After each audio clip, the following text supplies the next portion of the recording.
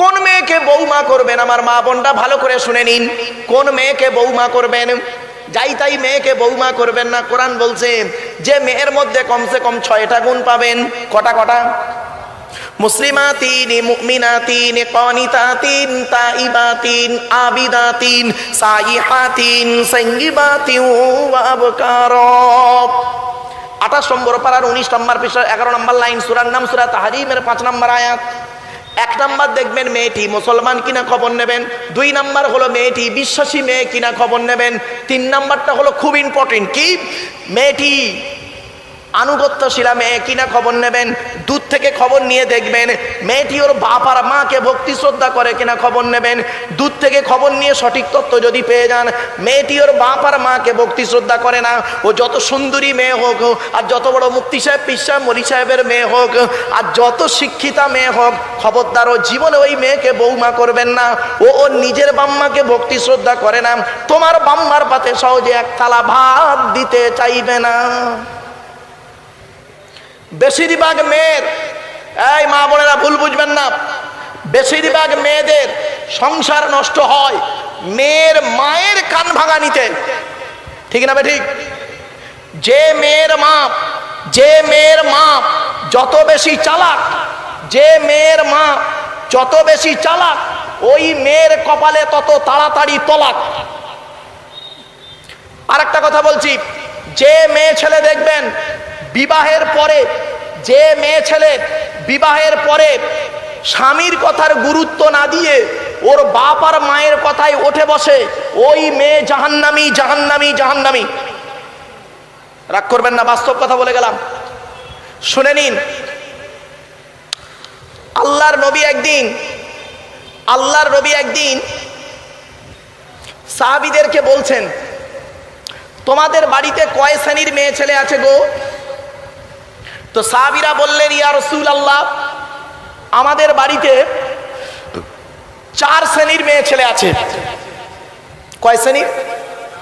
4 শ্রেণীর মেয়ে ছেলে আছে, আর আমাদের বাড়িতে তাই আছে। আপনার আমার বাড়িতে 4 শ্রেণীর মেয়ে ছেলে আছে। কে কে? মা, বোন, মেয়ে, বউ। মা, বোন, মেয়ে, বউ, 4 শ্রেণীর মেয়ে ছেলে আছে। নবীজি বললেন, তোমরা কি করে বুঝবে এই 4 শ্রেণীর মেয়ে ছেলে জান্নাতে যাবে না জাহান্নামে যাবে? আপনারা কি করে বুঝবেন? চলুন নবী কি বলছে দেখি। নবীজি বললেন, শোনো, যে সমস্ত মেয়েদের মধ্যে কমসে কম এই 6টা অভ্যাস থাকবে, ওই মেয়ে ছেলে যত নামাজ পড়ুক, রোজা রাখুক, হজ করুক, ওই মেয়ে ছেলে জাহান্নামী, জাহান্নামী, জাহান্নামী। 6টা অভ্যাস কি শুনে নিন দয়া করে একটু। 1 নাম্বার হলো, নবীজি বললেন, ওই মেয়ে ছেলের প্রতি আল্লাহর গজব, যে মেয়ে ছেলে স্বামীর সঙ্গে যখন কথা বলে তুই তঙ্কারি করে কথা বলে, স্বামীর সঙ্গে যখন কথা বলে মেজাজ দিয়ে কথা বলে। অনেক মা বোন আছে দেখবেন পাড়ার লোকের সঙ্গে কথা বলে মিষ্টি ভাষায়, আর স্বামীর সঙ্গে যখন কথা বলে মেজাজ দিয়ে কথা বলে। ওই মেয়ে ছেলে যত হাজি সাহেব, পীর সাহেব, মলি সাহেবের মেয়ে হোক, ও জাহান্নামী নারী, জাহান্নামী নারী, জাহান্নামী নারী। 2 নাম্বার, নবীজি বললেন, ওই মেয়ে ছেলে নামাজ পড়ে রোজা রেখে জাহান্নামায় যাবে। যে মেয়ে ছেলে স্বামীর দুর্নাম বদনাম, স্বামীর দুর্নাম বদনাম অন্য কোনো ব্যক্তির কাছে করে বেড়ায়। অনেক মেয়ে ছেলে এমন আছে দেখবেন 4 ছেলের মা হয়ে গেল, 4 ছেলের মা হয়ে গেল, আজও পর্যন্ত 9-এ পড়তে পড়তে যে ছেলেটার সঙ্গে প্রেম করেছিল আজও পর্যন্ত তার সঙ্গে ফেসবুক, টুইটার, মেসেঞ্জার, হোয়াটসঅ্যাপ করে। ছি, লজ্জা লাগা উচিত। 3 নাম্বার হলো, ওই মেয়ে ছেলে জাহান্নামী নারী, যে মেয়ে ছেলে স্বামী থাকা সত্ত্বেও অন্য পুরুষের সঙ্গে পরকীয়ায় লিপ্ত হয়। অনেক মেয়ে ছেলের স্বামীরা দিল্লি, বোম্বাই, হায়দ্রাবাদ, আহমেদাবাদ, লখনৌ, বেনারস, আসাম, ত্রিপুরা, মেঘালয়, মণিপুর, ইম্ফল, যোধপুর, জয়পুর, ভাইজাগ, পাটনা, ভুবনেশ্বর, কটক, কোথায় বলবো, বাইরে রাজ্যে গেছে কাজ করতে, কলকাতায় যায় কাজ করতে, সপ্তাহে 1 দিন বাড়ি আসে। দেখা যায় স্বামীর অবর্তমানে স্বামীর সঙ্গে ভালো ভালো কথা বলে, আবার অন্য পুরুষের সঙ্গে পরকীয়ায় লিপ্ত হয়, ওই মেয়ে ছেলে জাহান্নামী নারী। 4 নাম্বার, শুনে নিন একটু দয়া করে, মা বোনেরা সাবধান হয়ে যান। 4 নাম্বার, ওই মেয়ে ছেলে জাহান্নামী নারী যে মেয়ে ছেলে বিনা কারণে স্বামীর বিছানা ছেড়ে দিয়ে অন্য বিছানায় রাত কাটায়। অনেক মেয়ে ছেলে আছে দেখবেন যাদের বয়স 50 প্লাস কি 40 প্লাস কি 55 60 প্লাস, ওই ধরনের অনেক মেয়ে ছেলে আছে দেখবেন স্বামী জীবিত আছে, বুড়ো মানুষ, সুগারের রুগী, প্রেসারের রুগী, হার্টের রুগী, স্ট্রোক রুগী, কখন মরে কখন বাঁচে খবর রাখে না। উনি করেন কি, স্বামীর বিছানা ত্যাগ করে দিয়ে ছোট ছেলের ঘরে খাটে ঘুমায় আর তাহাজ্জুদের নামাজ পড়ে, তসবিহ টানে। ওর তাহাজ্জুদের নামাজ আল্লাহ কবুল করবে না। বাবা আমাকে ভুল বুঝবেন না, আমি এই ওয়াজ যদি না করি কিয়ামতের মাঠে আল্লাহ আমার জবানটাকে টেনে ছিঁড়ে নেবে। এত সহজ ভাবলেন নাকি? চলুন এগিয়ে যাচ্ছি। 5 নাম্বার দেখুন, আরো ইম্পর্টেন্ট। 5 নাম্বার নবীজি বললেন, ওই মেয়ে ছেলে জাহান্নামী নারী যে মেয়ে ছেলে স্বামীর পরিবারের সঙ্গে খারাপ আচরণ করে। অনেক মেয়ে ছেলে আছে দেখবেন স্বামীকে খুব ভক্তি করে, শ্রদ্ধা সম্মান করে, স্বামীর বাম্মাকে দেখতে পারে না, স্বামীর ভাই বোনকে দেখতে পারে না, স্বামীর আত্মীয়দের দেখতে পারে না। ওর ভাই এলে, ওর বাম্মা এলে ভালো করে খাওয়াবে, আর স্বামীর বাম্মা স্বামীর ভাই বোন এলে আলু ছানা ডাল খাইয়ে দায় সারা কাজ করে দেবে। ওই মেয়ে ছেলে জাহান্নামী নারী। ও নামাজ পড়ুক, রোজা রাখুক, হজ করুক, জাহান্নামী নারী। যে মেয়ে ছেলে স্বামীর পরিবারের সঙ্গে খারাপ আচরণ করে। 6 নাম্বার, ওই মেয়ে ছেলে জাহান্নামী নারী যে মেয়ে ছেলে তার স্বামীকে বলে, তোমার সঙ্গে বিয়ে হয়ে আমার জীবন নষ্ট হয়ে গেছে, আমার মতো মেয়ে বলে তুমি বেঁচে গেলে, অন্য কেউ হলে বুঝতে পারতে। অনেকে মেয়ে ছেলে আছে স্বামীকে বলে দেখবেন। আবার অনেক মেয়ে ছেলে আছে বলে, তোমার সঙ্গে বিয়ে হওয়ার আগে আমাকে কত মাস্টার, ডাক্তার, ইঞ্জিনিয়ার, প্রফেসর বিয়ে করতে চেয়েছিল, আমার বাপ ভালো মানুষ বলে সেখানে বিয়ে না দিয়ে তোমার সঙ্গে বিয়ে দিয়ে আমার জীবন নষ্ট করে দিয়েছে। তোর সেখানে বিয়ে দেবে কি করে রে? তুই তো নকেলাস কম মাধ্যমিক পাস। একটা ডাক্তার বিয়ে করবে? আমি ভালো বলে বিয়ে করেছি। মনে রাখবেন, ওই মেয়ে ছেলে জাহান্নামী নারী। কেন? জন্ম, মৃত্যু, বিবাহ সবই আল্লাহর হাত। এই তকদিরের আলোচনা করলে অবাক হয়ে যাবে। চলুন ওদিকে গেলাম না, এবার আসছি কিয়ামতের মাঠে 2 দিকের প্রশ্ন হবে। কদিকের? আমার সাথে কথা বলুন না বাবা, এই তো হয়ে এসছে, 11টায় চলে আসবে হুজুর কেবলা, চিন্তা নেই। আর 15 মিনিট আমার সময় দিন একটু দয়া করে। আসলে ওয়াজ শোনার লোকের অভাব, তো আমার কপালটা খুব ভালো যে আপনাদের মতো জ্ঞানী গুণী বুদ্ধিজীবী মানুষ একটু বসে আছেন, আমার কথাগুলো শুনছেন। এখন কতটা আমল করবেন জানি না, তবে জৈসি করনে ওইসি ভরনে, না মানে তো করকে দেখ, জান্নাত ভি গায়ে দোজখ ভি গায়ে, না মানে তো মারকে দেখ। আমার বাপেরা চলুন, কিয়ামতের মাঠে 2 দিকের প্রশ্ন হবে। এটা খুব গুরুত্বপূর্ণ আলোচনা, শর্ট টাইমের ভিতরে শুনে নিন। 2 দিকের প্রশ্ন হবে। 1 নাম্বার প্রশ্ন হবে আল্লাহর তরফ থেকে, হুকুকুল্লাহ।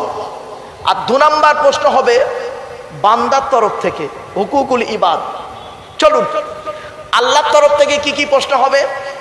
আল্লাহ বলবেন, এদিকে আয়, নামাজ পড়েছিলিস, রোজা রেখেছিলিস, হজ করেছিলিস, পয়সা দিয়েছিলাম, জাকাত দিয়েছিলিস, ঈমান এনেছিলিস। তা আমরা কি বলবো? মার খাওয়ার ভয়ে, তখন আমরা মার খাওয়ার ভয়ে বলবো, আল্লাহ মাঝে মাঝে নামাজ পড়েছি, মাঝে মাঝে ছেড়েও দিয়েছি, মাঝে মাঝে রোজা রেখেছি, শয়তানের পাল্লায় পড়ে আবার ছেড়েও দিয়েছি। আপনি দয়ালু দয়াবান, আজকের দিনে কেউ আমার নেই। আল্লাহ বলবে, কেন? তা কার জন্য নামাজ ছাড়লি, কার জন্য রোজা ছাড়লি? আল্লাহ এত কাজের চাপ, নামাজ পড়ার সময় পাইনি। তা আল্লাহ বলবে, কার মুখে খাবার জোগানোর জন্য অত কাজের চাপ তৈরি করলি? বউ, ছেলে মেয়ে, পিতা মাতা, তারা কই?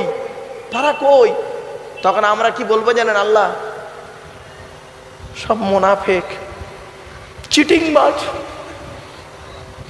দুনিয়াতে ঝেড়েছে, আখিরাতে কেউ নেই, সব পালিয়েছে। সব পালিয়েছে, কেউ নেই। আল্লাহ বলবে কেন? যার জন্য নামাজ রোজা ছেড়ে দিলি, খুব ব্যস্ত হয়েছিলি, কেউ তোর কাছে আজকে নেই না। আল্লাহ আজকে যদি আপনি দয়ালু দয়াবান, আজকে যদি মাফ না করেন, আমার খুব খুব মার কপালে আছে। তা আমার দয়ালু দয়াবান রহমানুর রহিম আল্লাহ কোরআনে বলেছেন, শুনে নিন, লা তাকনাতু মির রাহমাতিল্লাহ ইন্নাল্লাহা ইয়াগফিরুয যুনুবা জামিয়া। আল্লাহ বলছেন, তোরা আমার রহমত থেকে নিরাশ হয়ে যাস না, আমি আল্লাহ তোদের গুনাহগুলো মাফ করে দেবো, তোরা একবার তওবা কর। জোরে বলুন সুবহানাল্লাহ। তো আল্লাহ দয়ালু দয়াবান, আল্লাহ মাফ করলে করে দেবেন, ইচ্ছা করলে। আল্লাহ নিজেই বলেছেন, অন্য আয়াতে বলেছেন, ইন্নাল্লাহা লা ইয়াগফিরু আন ইউশরাকা বিহি ওয়া ইয়াগফিরু মা দুনা যালিকা লিমান ইয়াশা। আল্লাহ বলছেন, শিরককারীর গুনাহ মাফ করব না, বাকি গুনাহ মাফ করলে করতে পারি। গেল আল্লাহর তরফের প্রশ্নে। আল্লাহ ইচ্ছা করলে সেদিন আমাদের দয়ালু দয়াবান রহমানুর রহিম যদি মাফ করেন, আলহামদুলিল্লাহ। এখানে যত মানুষ বসে আছেন আপনারা, আমরা যারা বসে আছি, দাঁড়িয়ে আছি, মা বোন বাবাজি যুবক ভাইরা শুনে নিন, ধরা আমরা পড়ব বান্দার তরফের প্রশ্ন। এত সহজ ছাড়া হবে না। বান্দার তরফের প্রশ্ন আমরা সবাই ধরা পড়ব।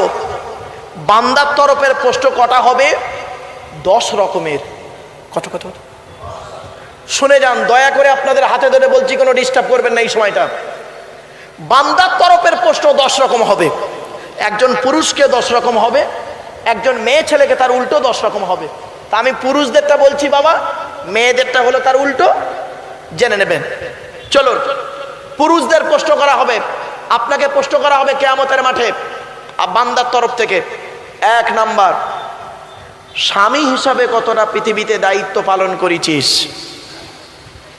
1 নাম্বার প্রশ্ন, স্বামী হিসাবে পৃথিবীতে কতটা দায়িত্ব পালন করেছিস? স্ত্রীর হক আদায় করেছিস? আল্লাহর নবী বলেছেন, এই স্বামীরা, তোমরা তোমাদের স্ত্রীদের কমসে কম জীবনে 17টা শিক্ষা দান করিও। কটা কটা? 17টা শিক্ষা কমসে কম। কটা শিক্ষা দিয়েছেন স্ত্রীকে? একটাও তো দেননি। দয়া করে একটু শুনে যান, 2-4টে। 1 নম্বরে নবীজি বললেন, আসসালামু কবলাল কালাম। স্বামী স্ত্রী তোমরা যখন কথাবার্তা বলবে, একে অপরকে সালাম দেওয়া নেওয়া করবে, আল্লাহর রহমত মহব্বত ভালোবাসা আল্লাহ বাড়িয়ে দেবে। বউকে সালাম দেওয়া অভ্যাস করেছেন? 2 নম্বরে নবী বললেন, এই স্বামীরা, তোমরা তোমাদের স্ত্রীদেরকে ওই শিক্ষা দেবে, তারা যেন কোনোদিন কাবা শরীফের দিকে মুখ করে কোনোদিন থুতু যেন না ফেলে। ও নিজে পান তেরেঙ্গা কইনি গুটকা শান্তি অশান্তি বিমল খেয়ে কোন দিকে থুতু ফেলে তার কোনো ঠিক নেই, আর বউকে বলবে কি করে? 3 নম্বরে নবী বললেন, এই স্বামীরা, তোমরা তোমাদের স্ত্রীদেরকে ওই শিক্ষা দেবে, তারা যেন কোনোদিন কাবা শরীফের দিকে মুখ করে কোনোদিন পেশাব পায়খানা যেন না ফেরে। ও নিজে কোন দিকে মুখ করে পেশাব ফেরে তার কোনো ঠিক নাই, বউকে বলবে কেমন করে? 4 নম্বরে বলা হলো, এই স্বামীরা, তোমরা তোমাদের স্ত্রীদেরকে এই শিক্ষা দেবে, তারা যেন কোনোদিন কাবা শরীফের পেছন ফিরে যেন পেশাব পায়খানা যেন না ফেরে। 5 নম্বরে বলা হলো, এই স্বামীরা, তোমরা তোমাদের স্ত্রীদেরকে এই শিক্ষা দেবে, তারা যেন কোনোদিন গোসলখানায় পেশাব যেন না ফেরে। 6 নম্বরে বলা হলো, এই স্বামীরা, তোমরা তোমাদের স্ত্রীদেরকে এই শিক্ষা দেবে, তারা যেন কোনোদিন গোসলখানায় উলঙ্গ অবস্থায় গোসল যেন না করে। 7 নম্বরে বলা হলো, এই স্বামীরা, তোমরা তোমাদের স্ত্রীদেরকে এই শিক্ষা দেবে, তারা যেন হাতের চুড়ি, এই মা বোনেরা শুনে নিন, মা বোনেদেরকে বলে যাচ্ছি, মায়েরা বোনেরা যারা শুনছেন দয়া করে শুনে নিন, আল্লাহর নবী বলেছেন, এক হাতে একটা চুড়ি পরবে, এক হাতে 2, 3, 4টে চুড়ি পরা নিষেধ। কোথায় আছেন আপনি? এক হাতে একটা চুড়ি পরবে মা বোনেরা, এক হাতে 2, 3টে চুড়ি পরা নিষেধ। রাসূলুল্লাহ বলেছেন, আমার কথা নয়। কেন বললেন? নবীজি বললেন, শোনো, তোমার স্ত্রীর চুড়ির ঝুনঝুনি আওয়াজটা পরপুরুষের জন্য হলো হারাম। এত সহজ ভাবলেন ধর্মটাকে? আপনি মাথায় টুপি দিয়ে গালে দাঁড়িয়ে রেখে আর নামাজ পড়ের জন্য জান্নাত পেয়ে গেছেন? কে বললো আপনাকে? চলুন এগিয়ে যাই। এরপরে নবীজি বললেন, এই স্বামীরা, তোমরা তোমাদের স্ত্রীদেরকে এই শিক্ষা দেবে, তারা যেন মাথার বালিশ তারা যেন কোনোদিন 2টো ব্যবহার যেন না করে। স্বামী স্ত্রী যখন ঘুমাবে, একটি মাত্র লম্বা বালিশে দুজনে মাথা রেখে ঘুমাবে, আল্লাহর রহমত মহব্বত ভালোবাসা বেড়ে যাবে। ছোট্ট একটা উদাহরণ দিচ্ছি, এখানে অনেক শ্বশুর বসে আছেন, ভুল বলছি? আচ্ছা, মেয়ের বিয়ে দিয়েছেন তো 2-1 জন? আরে ভাই বলুন না, একটু কথা বলুন না। যারা মেয়ের বিয়ে দিয়েছেন তারা শ্বশুর হয়েছেন। আচ্ছা, আল্লাহর নবীও মেয়ের বিয়ে দিয়েছেন, তিনিও শ্বশুর হয়েছেন, আর আপনি আপনার মেয়েকে বিয়ে দিয়েছেন, শ্বশুর হয়েছেন। পার্থক্যটা কি শুনে নিন, চমকে যাবেন আজকে শুনলে। আল্লাহর নবী তার মেয়েকে ফতেমাকে বিবাহ দিয়েছেন হযরত আলী রাদিয়াল্লাহু তাআলা আনহুর সঙ্গে। কি দিয়েছিলেন আর কি বলেছিলেন? আর আপনি আপনার মেয়েকে বিয়ে দিয়েছেন, কি বলেছেন আর কি কি দিয়েছেন একটু শুনে নিন, জেনে নিন পার্থক্য কোথায় দেখুন। আল্লাহর নবী তার মেয়েকে যখন বিবাহ দিয়েছিলেন হযরত আলী রাদিয়াল্লাহু তাআলা আনহুর সঙ্গে মা ফতেমাকে কি দিয়েছিলেন? মা ফতেমাকে কি দিয়েছিলেন শুনে নিন। দুটো জামা। কত? দুটো জামা, একটা খেজুর পাতার চাটাই, একটা কম্বল, একটা পানির কলসি, একটা জাঁতা, একটা চামড়ার বালিশ। আর আপনি কি দিয়েছেন? খাট, গদি, ড্রেসিং টেবিল, আলমারি, খাটের সঙ্গে দুটো ছোট ছোট মাথার বালিশ, বিশাল বড় একটা ঠ্যাং বালিশ, দান সাজ ইত্যাদি ইত্যাদি দিয়েছেন। যাক, এবার আসছি, আপনি আপনার মেয়েকে যেদিন শ্বশুর বাড়ি পাঠিয়েছিলেন কি বলে পাঠিয়েছিলেন? আর নবীজি তার মেয়ে ফতেমাকে শ্বশুর বাড়ি পাঠিয়েছিলেন কি বলে পাঠিয়েছিলেন শুনে নিন, চমকে যাবেন এটা শুনলে। মা বোনেরা শুনে নিন ভালো করে। আপনি আপনার মেয়েকে যখন শ্বশুর বাড়ি পাঠিয়েছিলেন, যেদিন বিবাহের দিন বরযাত্রী এলো, 100 জন আসার কথা, অভদ্র ফ্যামিলি 180 জন এসে হাজির। ছি ছি ছি ছি ছি ছি, অভদ্র ফ্যামিলি, খবরদার নয়। যদি 100 জন কথা দেন বরযাত্রী, 99 জন আসবেন তো 180 জন আসতে যাবেন না। 100 জন আসার কথা বলেছেন, সে বেচারা মেয়ের বাপ 110 জনের খাবার তৈরি করতে পারে, বাকি 80 জনের খাবার ওই মুহূর্তে তৈরি করে তার প্রতি it is very impossible matter, ঠিক না বেঠিক? আর ওই সময় করতে না পারলে দেখবেন বরের বোনাইরা, আপনারা কি বলেন, বোনাই বলেন নাকি বরের দুলাভাই, বরের দুলাভাইদের আইটেম দেখবেন, খাবো না, চলে যাবো, ভিখারির বাচ্চা, খাইনি নাকি। ছি ছি ছি ছি, কত ছোট লোক ঘরের মানুষ এখানেই প্রমাণ পাওয়া যায়। সাদা চামড়া থাকলে ভদ্রলোকের পরিচয় নয়, ভালো ড্রেস পরে থাকলে ভদ্রলোকের পরিচয় নাই, ব্যবহারে বোঝা যায়। চলুন, আপনি আপনার মেয়েকে কি বলে গাড়িতে তুললেন? আপনার জামাই আপনার মেয়েকে নিয়ে গাড়িতে উঠছে, বরের গাড়িতে, সন্ধ্যাবেলা বিদায় হচ্ছে আপনার মেয়েটি ওর মায়ের গলা জড়িয়ে কাঁদলো, ভাই বোনের গলা জড়িয়ে কাঁদলো, অবশেষে বাপের গলা জড়িয়ে কাঁদছে। বাপ কি সান্ত্বনা দিচ্ছে দেখুন। আর নবীজি কি বলেছিলেন শুনুন। বাপ বলছেন মেয়েকে, কাঁদিসনি মা, কাঁদিসনি, আমরা কাল সকাল সকাল যাচ্ছি। তুই সকালবেলা গিয়ে কি করবি? তুই তো গিলে চলে আসবি। ভুল বললাম? শোনেন, আপনাদেরকে একটা কথা আমি জিজ্ঞাসা করছি, আপনাদের হাতে 2-2.5 ঘন্টা সময় হবে? হ্যাঁ, ইনশাল্লাহ 2-2.5 ঘন্টা সময় হবে তো? ঠিক আছে, আপনারা একটু ধীর স্থিরভাবে আমার আলোচনাটা করার সুযোগ দিন। আপনারা কথাগুলো একটু শ্রবণ করুন, আশা করি আপনাদের লস হবে না। এই আল্লাহর বিধান according to Islamic law, not only according to Indian law, according to Islamic law, একটা আইনের কেতাব। এই কোরআন আপনাকে ঠকাবে না, সংবিধানের কেতাব। কি নেবেন এই কেতাব থেকে বলুন? সবই রয়েছে এই কেতাবের ভিতরে, ডাইরেক্ট ইনডাইরেক্ট। কোরআনে বলা হয়েছে কোথায়? 14 নম্বর পারা 16 নম্বর পৃষ্ঠা 4 নম্বর লাইন, সূরার নাম সূরাই নাহলের 89 নম্বর আয়াতে আল্লাহ বলছেন, ওয়ানাজ্জালনা আলাইকাল কিতাবা তিবিয়ানান লিকুল্লি শাইইন। নবী, তোমার উপরে আমি এই কিতাব অবতীর্ণ করেছি, আর পৃথিবীর সমস্ত জিনিসের বর্ণনা এই কিতাবের ভিতরে ডাইরেক্ট ইনডাইরেক্ট দলিল সহ আমি আল্লাহ পাঠিয়ে দিয়েছি। আপনারা কি নেবেন বলুন কোরআন থেকে? ভৌত বিজ্ঞান নেবেন? কোরআনে আছে। জীবন বিজ্ঞান নেবেন? কোরআনে আছে। জিওগ্রাফি নেবেন? কোরআনে আছে। হিস্টোরি নেবেন? কোরআনে আছে।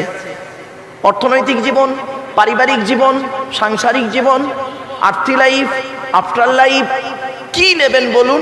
রাজনৈতিক জীবন, সবই রয়েছে কোরআনের ভিতরে। এমন এক কিতাব।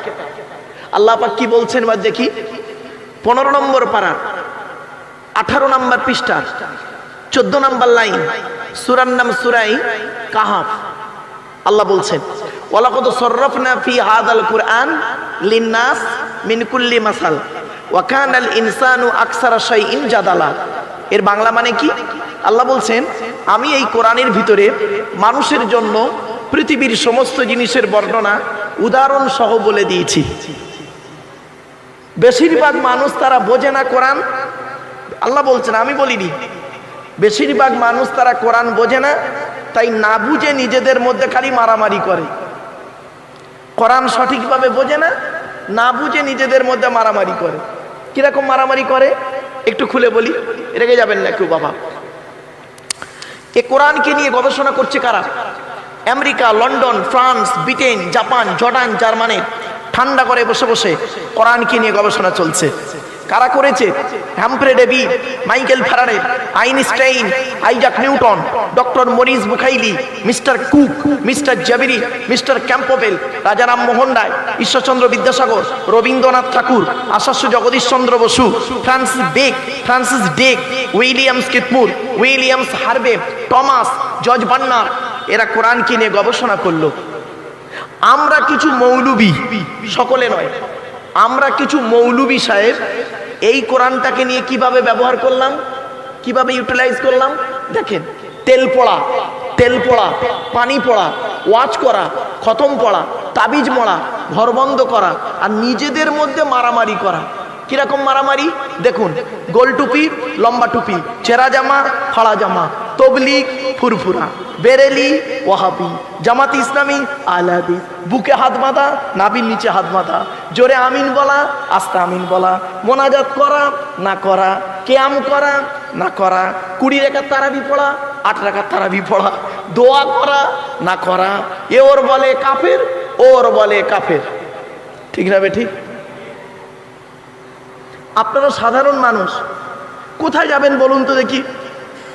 আজ আমার স্কুলের হেডমাস্টার আজই বলছিলেন, সই করতে গেছি আমি যখন, আমাদের অ্যারাইভাল ডিপারচার হয় প্রত্যেক স্কুলেই হয়, তা আমি বসেছি হেডমাস্টারের সামনে।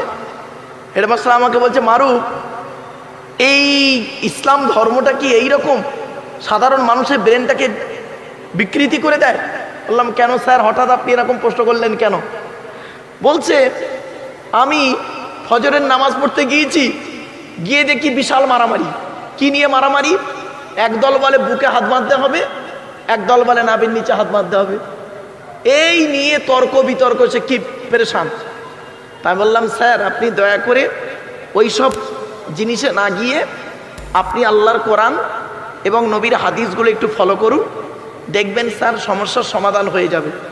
এজন্য আমি আপনাদেরকে হাতে ধরে বলছি, বাবা, এমন কিছু আলোচনা আমাদের এখানে না করা ভালো, যে আলোচনা করলে আপনাদের মধ্যে বিভেদ তৈরি হবে, আপনি বুঝতে পারবেন না, সেরকম আলোচনা একজন বক্তার না করাটাই উত্তম।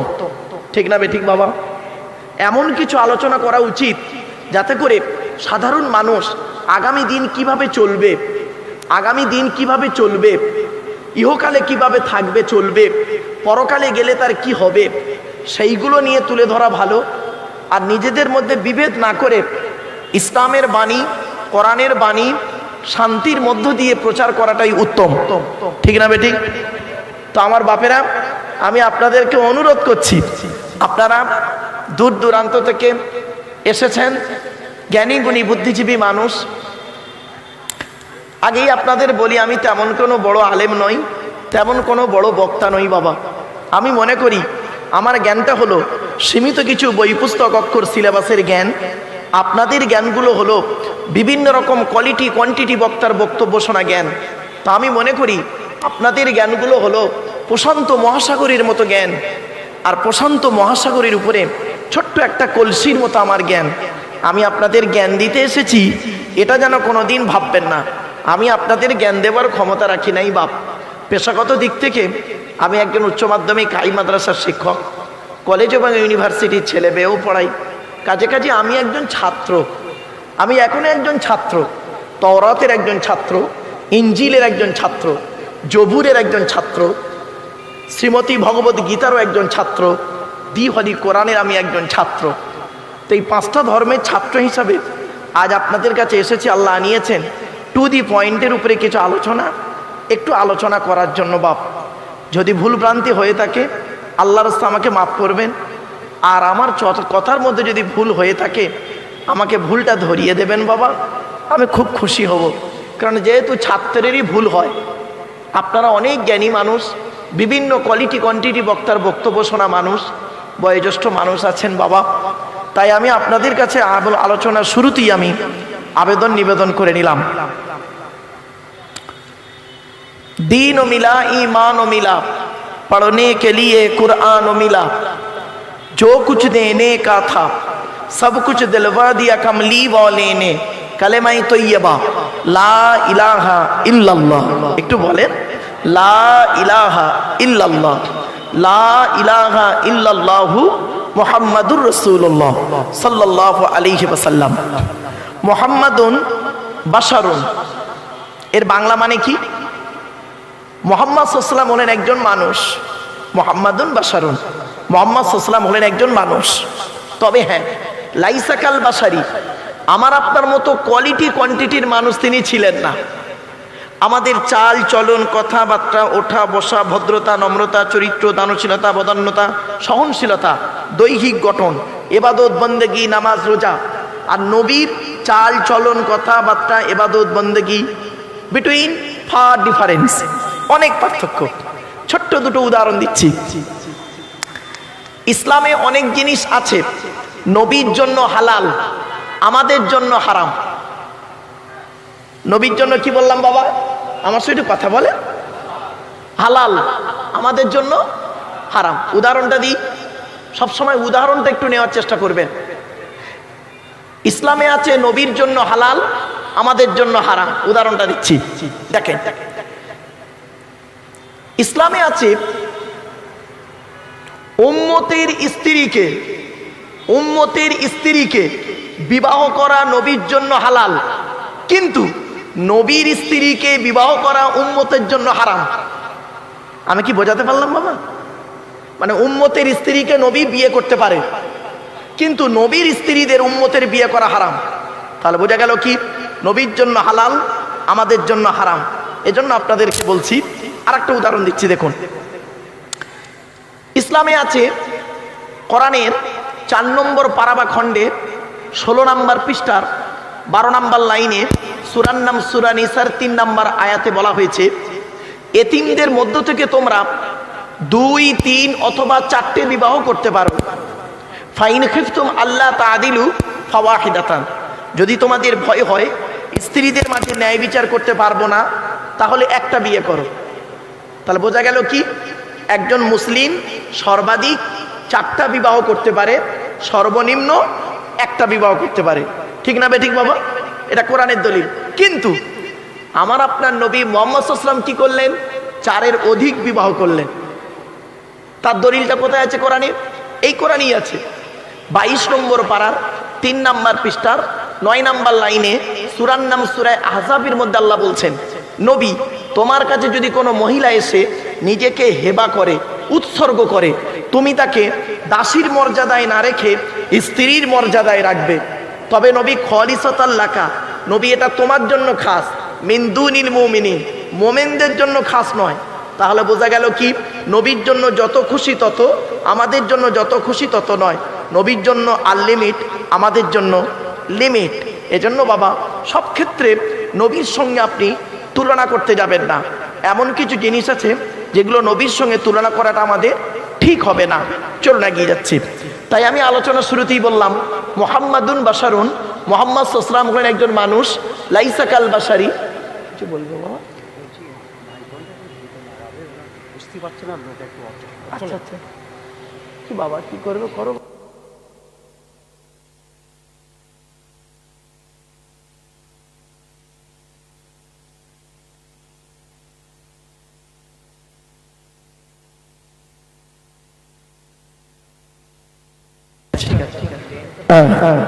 এবারে ঠিক আছে, আমি বুঝতে পারি। তার মানে ও বেচারা না এইরাম করে দিয়েছে, যার ফলে আওয়াজটা এইভাবে চলে যাচ্ছে। চলেন এবারে আপনারা বুঝতে পারছেন বাবা আমার কথা? আমার কথা বুঝতে না পারলে আমাকে বলবেন ডাইরেক্ট। শুনে নিন, আল্লাহর নবী ওয়াজ করতেন। কবে ওয়াজ করতেন? হাদিসটা শুনে নিন। হাদিসটা কোথায় আছে? বুখারী শরীফে হাদিসটা আছে। মেশকাত বলে একটা কিতাব আছে, হাদিসের কিতাব, তাতেও আছে। রাবীর নাম কে? হাদিসটা বর্ণনা করছেন কে? আব্দুল্লাহ ইবনে মাসউদ রাদিয়াল্লাহু তাআলা আনহু। তিনি বলছেন, নবীর সাহাবী, তিনি বলছেন আল্লাহর নবী বৃহস্পতিবার দিনগত রাতে এশার নামাজের পরে সাহাবীদেরকে নিয়ে গায়ে গায়ে বসে টু দি পয়েন্টের উপরে নবীজি আমাদের ওয়াজ করে শোনাতেন। জোরে বলো, কটা পয়েন্ট? বৃহস্পতিবার রাত, দিনগত রাত, এশার নামাজের পর নবীজি সাহাবীদেরকে নিয়ে গায়ে গায়ে বসে, ছড়িয়ে ছিটিয়ে নয়, গায়ে গায়ে বসে কিভাবে ওয়াজ করতেন নবীজি? টু দি পয়েন্টের উপরে।